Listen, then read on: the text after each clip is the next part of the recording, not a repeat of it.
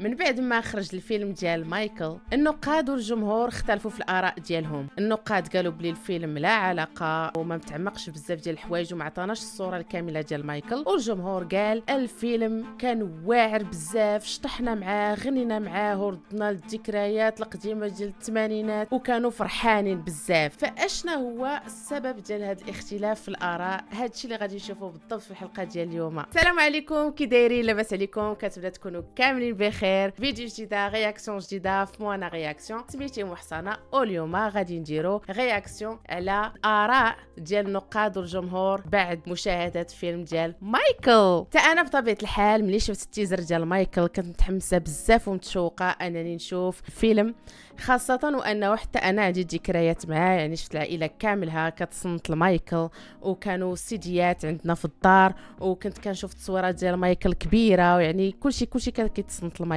حتى انا كنت في عائله ديال محبين ديال مايكل، فمشيت تفرجت في الفيلم ديال مايكل. الصراحه الفيلم شدنا بزاف بالاداء ديال جعفر جاكسون، كيفاش انه حيا لنا مايكل من ناحيه الحركات، من ناحيه الصوت، من ناحيه الغناء، من ناحيه بزاف ديال لي ديتاي. حنا عارفين بانه الفيلم هو بغى يجيب لنا سيره ذاتيه ديال مايكل، ولكن النقاد في السيت ديال روتن توميتوز عطاو 37% للفيلم. علاش؟ لانه اعتبروا انه الفيلم ما فيهش واحد السرد ديال الاحداث موفق، ما كاينش واحد التناغم، واحد التسلسل في الاحداث، زائد ما تعمقش لنا في الشخصيات. جاني ولقينا مايكل كبير وما عرفناش بزاف بالاباء ديالو، ما شفناش الجانب ديال الاب بزاف. عرفنا بانه صارم وانه عطى لنا هو الشرير في القصه، ولكن ما شفناش كيفاش هذا الاب هذا ولا بحال هكا ولا بهذه القساوه هذه. لانه كيقولوا انه كان بغى حتى هو يكون مغني وما غناش، وكان بغى يكون ملاكم وفشل. يعني اي حاجه كيديرها كيفشل فيها. داكشي باش ولادو ما عقلش عليهم، مرضهم في حياتهم باش يخرجهم واحد الفرقه صاعده. بين لنا فقط انه كيضرب مايكل، وفاش كبر خلى انه ما بغاش يطلق منه حيت هو المنبع ديال الفلوس بالنسبه لي، وبقى كيدخلوا بداك العاطفه وانه غادي يخلي خوتو بلا دخل، وشنو غادي يكون المصير ديال خوتو بلا مايكل الى غير ذلك. حتى الجمهور حتى هما كانوا اللي متفقين وكانوا اللي ما متفقينش، لدرجه انه عاودوا الفيلم جوج المرات ومستعدين يعاودوه اكثر من جوج المرات. وكاينين الجمهور اللي خاب الظن ديالهم وخاب الامل ديالهم في الفيلم، وكانوا كيتوقعوا انه غادي يعطيهم بزاف ديال الاحداث على السيره ديال مايكل. بالضبط الناس اللي متعمقين في الشخصيه ديال مايكل ومتبعين ماشي غير الاغاني ولكن قراو حتى الكتوبه ديالو، وبالضبط كتاب ديال مون وولك اللي كيدوي فيه بزاف على القصه ديالو، على الجانب ديال القساوه ديال الاب ديالو. حيتاش في الكتاب مايكل دوا على كل شيء بلسانه. يعني هاد الجمهور بالضبط اللي متعمق بزاف في حياه مايكل حس بالفراغ، حس بانه ما دخلش في لي ديتاي ديال القصه، خاصه الشخصيات الرئيسيه اللي هي الاب الام ومايكل. يعني ما دخلش لنا بزاف فيهم. ما وراناش نيفرلاند اللي هي كانت البارك اللي داروا مايكل جاكسون باش يرجع الطفوله ديالو الغائبه في الحياه ديالو. وحتى الممثله اللي مثلت الام ديال مايكل نيا لونغ، يعني جابوها هي راه واعره بزاف، ولكن جابوها مثلت لنا غير بعض اللقطات مع مايكل. بالنسبه للام ديالو حنا عارفين انها كانت بالجانب ديال مايكل وانها كتساندو في الاوقات الصعبه ديالو، ولكن هادشي ما شفناش في الفيلم. شفنا ان فقط كتجلس معاه، تفرج معاه في تشارلي تشابلن، او لا كتفرج معاه في رسوم متحركه عزيزين عليه وافلام الرعب، وشفنا فقط هي كتاكل معاه وتجلس معاه وتتمشي واحد شويه، ولكن ما عرفناهاش بزاف وما شفناش اللقطات اللي كتدافع عليه بزاف فيه. Every time he has a conversation with his mom, they're just sitting on the bed eating ice cream or popcorn, watching the Three Stooges. There's no substance in the conversation that they have with each other. Just, Michael, you know you're special. You are a really special boy. You got a special light in you, Michael. Okay. It focused more on Michael being afraid of Joseph and trying to get from under Joseph's thumb more than Michael the artist himself. ما ذكروش جانيت في القصه، ما عرفنا على حتى شي حاجه، وكانها ما كايناش كاع في العائله ديالهم. زائد الغياب ديال جانيت جاكسون كيبرر انه الفيلم ما كانش شي حاجه بالنسبه لها، وانه الجمهور تاكد بانه باريس وجانيت جاكسون كانوا على حق. عرفوا علاش السبب ديال الغياب ديالهم من فيلم تماما. الناس اللي كيقولوا انه طبيعي انهم ما غاديش يدخلوا بزاف ديال لي ديتاي حيت الفيلم كان غير ساعتين فقط، النقاد قالوا انه كان عنده الوقت الكافي باش انه يهضر ويدخل في بزاف ديال لي ديتاي وما يعطيناش غير فقط لحيه الموسيقيه. رجع واحد الاغاني، دوا على الالبوم ديال تريلر، صافي هادشي اللي شفنا صافي. ويطلع الكتابه وقال لنا انه ليستوار كونتينيو. كان في مواجهه مع الذات، ما كان في صراع، ما كان في انفعالات، وهذا اللي أغضب النقاد. لأن أنت أيوة. عندك مادة خصبة للمعالجة السينمائية. يعني المفروض أن العمل يطلع فيه تحديات أكبر من كذا، حتى وإن كانت هناك صعوبة في معالجة مثل ما ذكرتي القضايا اللي اتهم فيها من قضايا أيوة. التحرش والمحاكمات اللي مر فيها في فترة التسعينات تحديداً. يعني الفيلم ممتع أمانة، رغم أنه كان ممكن يكون أفضل بكثير مما أيوة. كان.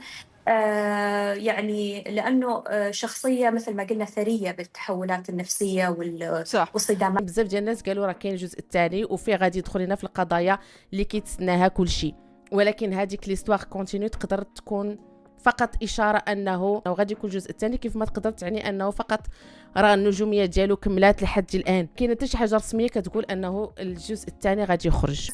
بس عفوا، الجزء الثاني حيناقشوا ايش؟ يعني هي التحديات هذه باقيه. صح. انا شخصيا لا اعتقد انه حيكون في جزء ثاني، يعني مستبعد جدا.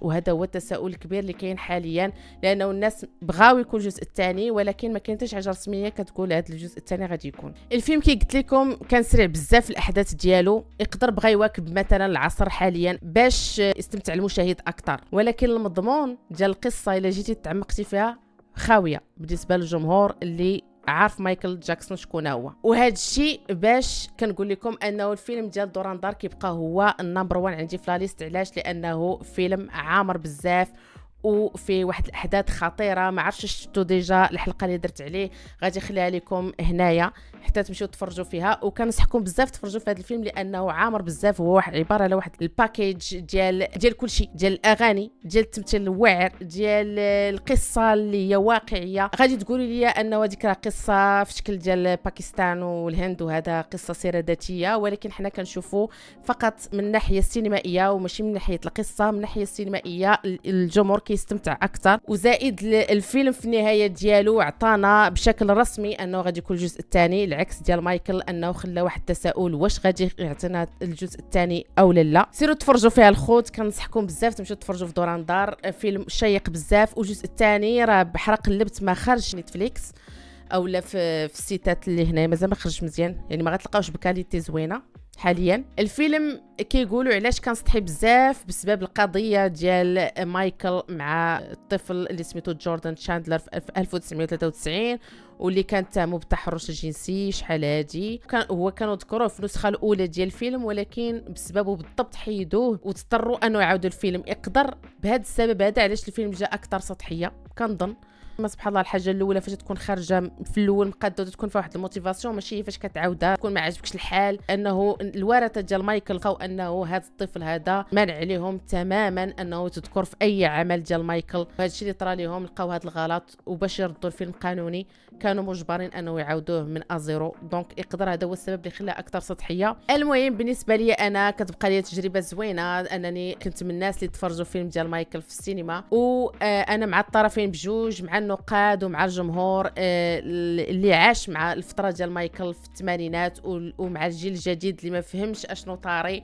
يعني كنشوف عين ديال كل واحد، لانه الناقد غادي يشوف بالطريقه السينمائيه والجمهور الجديد انه غادي يطرح بزاف ديال الاسئله لانه ما فهمش اشنو طاري، والجيل القديم لانه عجبو الحال وحيا واحد الذكريات وتفرج في الفيلم بزاف. وهذا الشيء كيدل على انه الروح ديال مايكل باقي حاضره في قلوب الناس وباقي النجاح ديالو عايش بيناتنا. هذا الشيء هذا بالضبط كيخليك تشوف انه رحم المعاناه كيخرج لنا النجاح. وهذا الشيء اللي كاين بالنسبه لهذه الحلقه. كنتمنى انه يعجبكم الجزء الثاني او لا الرياكسيون ديالي على ما بعد فيلم ديال مايكل. خليو لي التعليق ديالكم على اشنو هو الراي ديالكم من بعد ما شفتوا نتوما الفيلم ديال مايكل. كنتسنى ارائكم بشوق، وما تنساوش ديروا لايك وسبسكرايب. السلام عليكم، باي باي. بغيت نقول كل شيء وداك الشيء فهمتي، وهذاك لا مزيان، هذا الاب دويت عليه مزيان. اوكي دويت عليه مزيان.